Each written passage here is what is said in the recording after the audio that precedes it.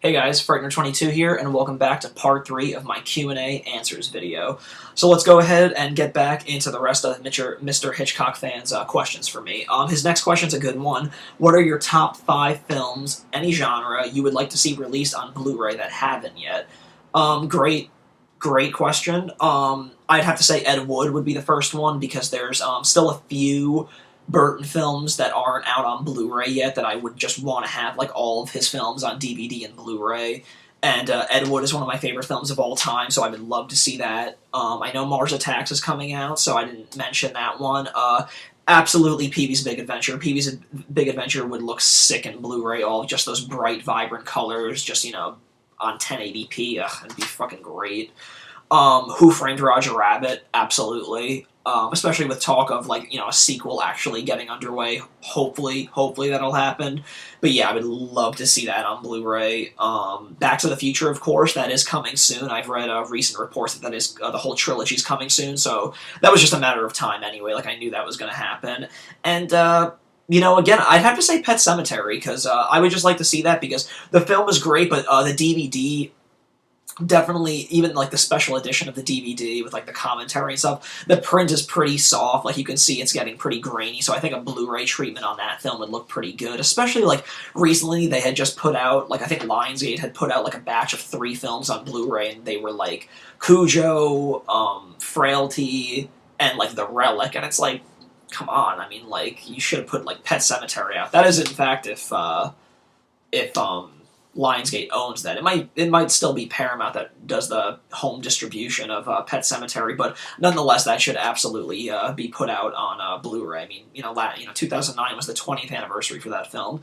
I've already done 5, but another one that I'd like to add would be the 2005 version of Charlie and the Chocolate Factory. That's just, another Burton film that's not out, but I think you can get it like in England, and I think it is region free. But it's just like kind of annoying that like they wouldn't release that at the time that it came out on DVD. At the time, it's just kind of a silly thing that they didn't release that, so I'm hoping that, Warner Brothers cashes in on releasing that on Blu-ray when, like, I don't know, another Burton film comes out in theaters or to Blu-ray or something. But yeah, I'm gonna hopefully, keep my fingers crossed for that one too.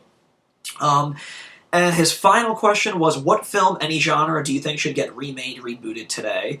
Like I mentioned before, that you're never going to stop this remake train. I mean, you can just only hope that whoever's hands, the responsibility is to make these remakes, that they just don't fuck it up entirely, and they just make something, engaging and original. I mean, because you're not going to stop it. I mean, I'm sure curiosity will get more than most of us, so, you're going to see it anyway, so you just can, hope that things come out good. But overall, let things be left alone and just let them... A film's a film. Like, don't keep revisiting things all the time. If anything, don't do a remake. Just, like, sequelize something. I mean, make a sequel to it. Continue the story if it's there. You know what I mean? Like, don't, like, try and go back and put, new actors and do, like, the same shots and tell, like, the same similar story. I say expand the story for people that were fans of the original. Keep continuing the exploits of these characters, because that, I think...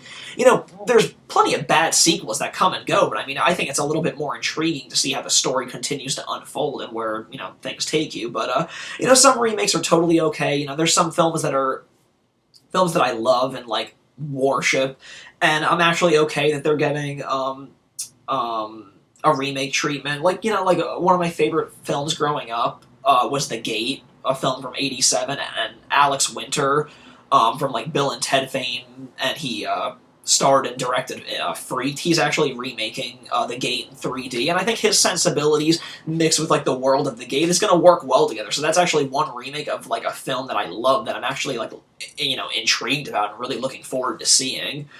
The next question is from Gummy Bear Sprinkles, and their question is, my question is, do you like the music from the 1980s?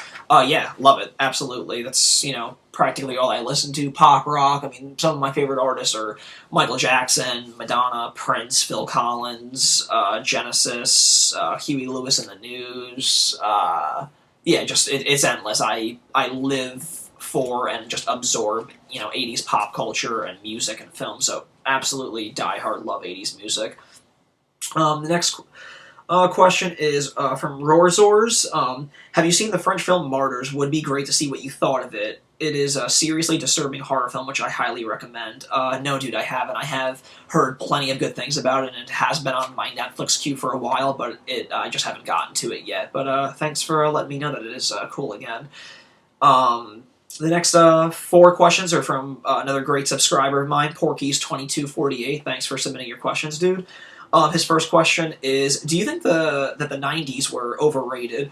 That's an interesting question. I don't think so, really, because I think 1990 to 93, more or less, it may as well just have been, like, a crossover of the 1980s. I mean, like, when you show somebody a television show or a commercial or pictures from people from, like, 1989 or 1990 or 91, it all just pretty much looks the same. The styles were more or less the same. Music was pretty much the same across the board, but, I don't really think they were overrated. I will absolutely say that the early to mid 90s were definitely better than like the late 90s, because towards the late 90s things were just kind of, new things were kind of coming, and the shit that I grew up on was kind of starting to like go out the back door, and then like the 2000 was upon us, so like there was all this like millennium, all this technology was on the rise and stuff like that, so things like were changing at like a really fast pace in the late 90s, and just things were losing their charm, I think. His next question is, name a horror film that you were sick of hearing about. I saw the first 5 in theaters every October, and I missed the 6th one, although I had heard that one was a lot of fun, but I'm just kind of sick of the Saw franchise. I know people love it, and hopefully this year is, they're shooting the new one in 3D, and I believe the subtitle is called Saw Endgame, so hopefully they just wrap it up, but I mean, I'm just kind of sick of Saw. I mean, I just feel like it's like overstayed its welcome, but I mean, it keeps making money, so why stop, right? His next question is, did you ever have a Dreamcast? No, dude, I didn't have a Dreamcast. I was a Nintendo, Super Nintendo, Nintendo 64 type of kid. And his last question is, Fast Times at Ridgemont High or Ferris Bueller's Day Off? Both great 80s films, but sorry, dude, I'm definitely going to have to side with Ferris Bueller all the way, man. Great, great John Hughes film. The next questions are from Xithusux. It's my buddy Jason over at gutmunchers.com. Thanks for submitting your questions. He asks, what do you think about the AZ immigration law SB 1070? He's just kidding about that, because I had no idea what he was talking about, so thank God you added just kidding, dude, because I wouldn't have known how to answer that. But his real questions are, what has been your best blind buy? Good question, man. I would say probably Pet Sematary. Pet Sematary was one that I always knew about, and it's, I feel like when I talk about it with people, I feel like it's a movie that people think they know what it's about, and like the whole plot, just by hearing the title. Oh yeah, it's about like, the pets and they come back. No. So, like, I, bought it, like, probably a year or 2 ago, and I, like, fell in love with it, so that was good, and, I'm a big Johnny Depp fan, and, of course, a big, like, 80s, nostalgia fan, so I, did blind buys on, when they were first releasing, the seasons of 21 Jump Street, and that became, my favorite television show of all time, so go figure, so that's another great blind buy. So, yeah, Pet Sematary and the 21 Jump Street, seasons were really great blind buys for me.